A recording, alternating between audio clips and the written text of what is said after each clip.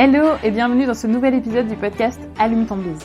Un podcast pour les entrepreneurs éthiques, authentiques et audacieux ou audacieuses. Tu veux découvrir comment mettre ton business au service de ta vie et non l'inverse? Comment développer des stratégies et un état d'esprit de leader qui te permettra de cartonner tout en te respectant? Alors le podcast Allume ton biz va te plaire. Chaque semaine, je te partage des astuces, des stratégies ou bien encore des interviews d'entrepreneurs inspirants. Tout ça en lien avec l'entrepreneuriat et le mindset. Alors, éteins ton Netflix et allume ton biz pour ce nouvel épisode. Bonne écoute!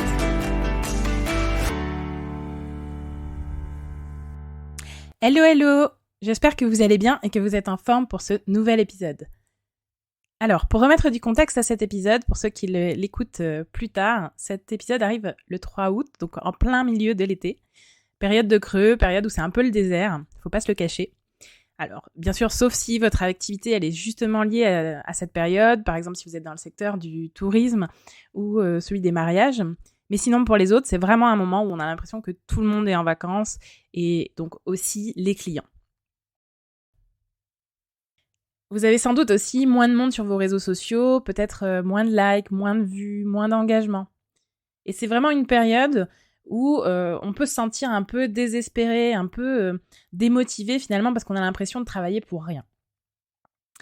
Vous aurez peut-être cette impression-là aussi dans des périodes comme la fin de l'année par exemple, ou bien si votre activité est saisonnière, vous avez peut-être d'autres moments de creux entre des périodes de moments d'activité intense. Alors, qu'est-ce qu'on fait dans cette période de creux ? Moi, ce que j'aimerais vous proposer aujourd'hui, c'est vraiment d'arrêter de déprimer ou de culpabiliser sur ce moment d'activité plus restreinte et plutôt de profiter de ce moment, finalement, pour engager certains sujets qui peuvent être vraiment bénéfiques pour votre activité. Aussi, dans cet épisode, je vous propose 7 idées, 7 façons de mettre à profit ces périodes creuses de la meilleure façon possible pour vous et pour votre business. C'est parti ? On y va avec la première. Alors la première, c'est tout simplement de prendre du repos. Et oui, cette période, c'est peut-être aussi le moment pour toi de prendre du repos, de prendre des vacances et d'en profiter pour recharger tes batteries. Parce que oui, dis-toi que pendant que toi tu travailles, les autres aussi sont en vacances et eux, ils rechargent leur batterie. Et ils vont tous arriver en forme, et alors que toi, tu seras quand même épuisé sur les rotules. Est-ce que tu penses que tu vas être aussi efficace, aussi percutant et prêt à déployer tous les efforts possibles pour la rentrée?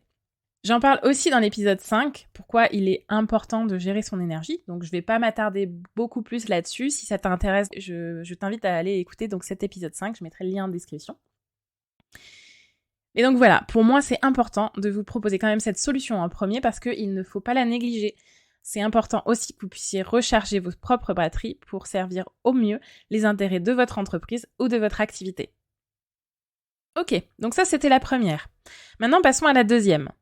La deuxième idée, c'est de profiter de cette période pour prendre du recul sur votre activité, sur vos offres, sur votre stratégie, sur votre mindset, et remettre un peu tout ça à plat. Parce que pendant le reste de l'année, vous êtes peut-être à fond, la tête dans le guidon, à être plutôt sur la partie vraiment exécution ou opérationnelle de votre métier, sur vraiment la partie quotidienne. Et vous n'avez peut-être pas toujours ce temps disponible pour aller vraiment plus en profondeur dans les choses, pour prendre un vrai temps réellement pour avoir du recul, pour pouvoir analyser en détail ce que vous avez mis en place et aussi, de façon pragmatique, les résultats que vous en avez. Donc pourquoi pas profiter par exemple de ce moment-là pour prendre la température et savoir si vous êtes toujours aligné avec ce que vous avez mis en place. Est-ce que vous avez envie, oui ou non, de transformer certaines choses, de modifier certaines offres? Est-ce que vous êtes toujours à l'aise avec le contenu que vous proposez, avec les offres que vous faites, avec les tarifs que vous avez et avec l'expérience au global que vous faites vivre à vos clients? Et à ce moment-là, vous pouvez vous poser 3 petites questions qui vont vous permettre d'aller creuser plus en profondeur. Les 3 questions, c'est: qu'est-ce que je dois continuer?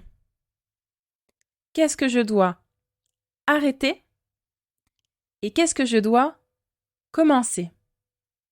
Je répète les 3 questions pour ceux qui voudraient les noter. Qu'est-ce que je dois continuer? Qu'est-ce que je dois arrêter? Et qu'est-ce que je dois commencer. Pour la première, qu'est-ce que je dois continuer ? Là, vous pouvez vraiment vous demander ce que dans l'expérience que vous avez aujourd'hui, dans ce que vous faites aujourd'hui, qu'est-ce que vous faites de bien finalement et que vous souhaitez vraiment continuer de faire. Ensuite, par rapport à la deuxième, c'est aussi le moment de vous demander ce que vous faites de moins bien. Ou alors ce qui n'est pas du tout utile ou qui vous apporte finalement très très peu de valeur par rapport à l'effort que vous fournissez. Et donc, que vous pourriez finalement arrêter de faire. Enfin, la troisième question, c'est qu'est-ce que vous pourriez commencer à faire ? Quelles sont les choses où vous vous dites depuis longtemps que c'est quelque chose qu'il vous faudrait faire ou que vous avez vraiment envie de faire, mais que vous n'avez toujours pas commencé à faire ? Profitez de cette période un peu plus creuse pour vraiment prendre le temps de vous poser sur ces éléments. Prendre le temps d'avoir de l'inspiration, d'avoir de la créativité, de vous ouvrir à d'autres possibilités et à la construction de choses qui vont vous permettre de faire évoluer votre business. Là, aujourd'hui, vous êtes à un niveau de chemin. Réfléchissez un petit peu ce qui est bon pour vous à ce niveau de chemin pour continuer et vraiment prendre la route que vous souhaitez dans votre business. Ok, donc ça c'était la deuxième piste.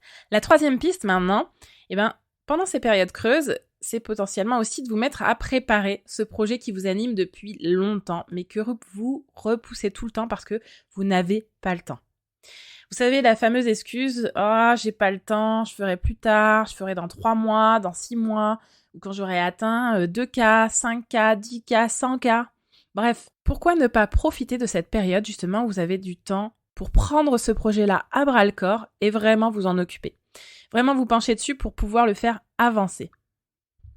Peut-être que vous n'allez pas le terminer, mais vous allez tellement bien avancer dessus qu'ensuite, finalement, le gap pour le finaliser sera faible et ça va vous donner envie de continuer à le finaliser le reste de l'année, peut-être avec un rythme un peu moins dense, mais vous serez engagé sur le chemin déjà. Donc ça, c'était la troisième piste. Maintenant, la quatrième. La quatrième, c'est vraiment de profiter pour mettre en place de l'automatisation. Parce que oui, on en a parlé dans la troisième piste. Le reste de l'année, vous vous dites peut-être « Ouais, j'ai pas le temps, j'ai vraiment pas le temps de faire ci, de faire ça. » Et bien là, vous avez ce temps. Donc si vous mettez en place des automatisations, maintenant, pendant que vous avez du temps, vous allez pouvoir regagner du temps au moment où vous n'en avez pas. Donc il y a vraiment plein de choses que vous pouvez automatiser dans votre métier. Par exemple, vous pouvez automatiser des choses dans la façon de gérer votre administratif ou vos paiements, dans les outils que vous utilisez, dans la manière de répondre à vos clients, prendre un rendez-vous par exemple, ou dans vos différents process avec vos clients, vos collaborateurs ou vos partenaires. Il y a plein d'éléments qui peuvent être automatisés et qui peuvent vous faire gagner ensuite beaucoup de temps pour vous concentrer davantage sur votre cœur de métier. On passe à la cinquième piste. Alors la cinquième idée, c'est d'occuper ce temps en allant à contre-courant des autres. C'est-à-dire finalement d'occuper l'espace en ligne pendant que vos concurrents, eux, ne sont pas là. En effet, comme beaucoup de vos concurrents seront aussi en vacances pendant cette période-là, finalement les clients, eux, auront moins de sollicitations. Donc vous pourrez gagner en visibilité parce que finalement le marché sera moins saturé. Alors oui, bien sûr, il y aura moins de monde, mais tout le monde n'est pas en vacances au même moment. Donc finalement, vous allez quand même pouvoir parvenir en visibilité de certaines personnes qui n'auraient peut-être pas pu vous voir parce qu'il y a trop de monde sur le marché d'habitude. Alors pourquoi pas profiter de l'été ou d'une autre période creuse finalement pour vous faire voir. Et pourquoi pas même aller au-delà, c'est-à-dire vous faire voir encore plus que d'habitude. Si par exemple d'habitude vous postiez sur les réseaux sociaux par exemple 1-2 fois par semaine, pourquoi pas pendant cette période-là être présente tous les jours sur votre réseau. Et ainsi, lorsque les gens rentreront, finalement dans leur tête, c'est vous qui aurez été là pendant tout ce temps, c'est vous qui les aurez accompagnés pendant l'été, ils auront été sensibilisés à votre présence plus longtemps, et lorsque les autres arrivent sur le marché à la rentrée, finalement, ils ont passé plus de temps avec vous, et peut-être qu'ils auront davantage envie de continuer à travailler avec vous, et davantage confiance en vous, parce que vous aurez été là avec eux pendant toute cette période. On passe à la sixième ? La sixième, finalement, c'est profiter de ce moment-là pour tester des nouvelles choses qui vous font peur d'habitude ou sur lesquelles vous n'êtes pas forcément à l'aise. Par exemple, ça pourrait être justement vous montrer sur les réseaux sociaux Ou alors, ça peut être par exemple aussi de tester un nouveau format d'atelier, de webinaire, de masterclass, peu importe. Peut-être une nouvelle offre avec des bêta-testeurs. Mais vraiment quelque chose où d'habitude, vous avez du mal à oser. Parce que finalement, pendant cette période, vous allez avoir moins de visibilité, moins de personnes présentes. Mais peut-être que c'est justement quelque chose que vous pouvez apprécier pour vous dire que finalement, vous allez élargir progressivement votre zone d'inconfort. Ça ne sera pas visible par trop de monde. Donc finalement, c'est quelque chose que vous pouvez vous risquer à faire, non pas pour obtenir vraiment des résultats, mais plutôt pour pratiquer, pour vous faire du muscle sur ces choses qui vous font peur. L'idée, c'est vraiment de vous dire ici, ok, je risque moins, donc quelque part, la première étape, mon premier pas, il va être plus simple pour moi à faire. Ça va être plus confortable pour moi d'y aller dans cette zone-là. Ok, on passe à la dernière idée. La dernière idée, c'est vraiment de mettre à profit cette période creuse pour peut-être mettre en place pour vous de nouvelles habitudes saines dans votre vie. Pourquoi pas essayer en ce moment des nouvelles routines ou essayer certaines choses qui vont vous permettre de conserver votre énergie au long cours le reste de l'année. Pour avoir quelques idées, j'ai préparé un contenu spécial que vous avez à disposition, donc avec 20 astuces pour booster votre énergie et gagner en productivité. Et parmi ces 20 astuces, plusieurs sont vraiment des habitudes à prendre qui se construisent non pas en une seule fois, mais bien sur une période de temps. Et justement, pourquoi pas profiter de cette période plus creuse qui vous sollicite moins en termes d'énergie pour poser vraiment des bases saines d'automatisme pour vous. Parce que finalement, dans le fait de poser une habitude, ce qui est le plus compliqué, c'est vraiment les premiers pas, les premières quelques fois. Et au fur et à mesure, plus vous allez vous y mettre et plus vous allez le faire régulièrement, et plus ça va devenir facile pour vous et moins ça vous sollicitera d'énergie. Donc la première période pour mettre en place une habitude, c'est celle qui est la plus énergivore. Donc pourquoi pas profiter d'une période creuse en business pour vraiment vous dire, ok, cette énergie que je ne vais pas consommer là maintenant dans mon business, je l'investis en moi, je l'investis pour vraiment me poser des bases saines pour pouvoir finalement tenir davantage sur la durée. Et toutes ces habitudes, ça va vraiment vous permettre d'être davantage dans un état d'esprit de réussite et de persévérance durable. Alors, si on récapitule, voilà les 7 idées que vous pouvez mettre en place pendant vos périodes creuses pour votre business. Première idée, prendre du repos, recharger les batteries. 2, prendre du recul sur votre activité et votre business, remettre les choses à plat. 3, préparer ce projet qui vous anime mais que vous repoussez tout le temps. 4, mettre en place des automatisations. 5, aller à contre-courant et occuper l'espace en ligne pendant que les autres ne sont pas là. 6, tester de nouvelles choses qui vous font peur. 7, mettre en place de nouvelles habitudes dans votre vie.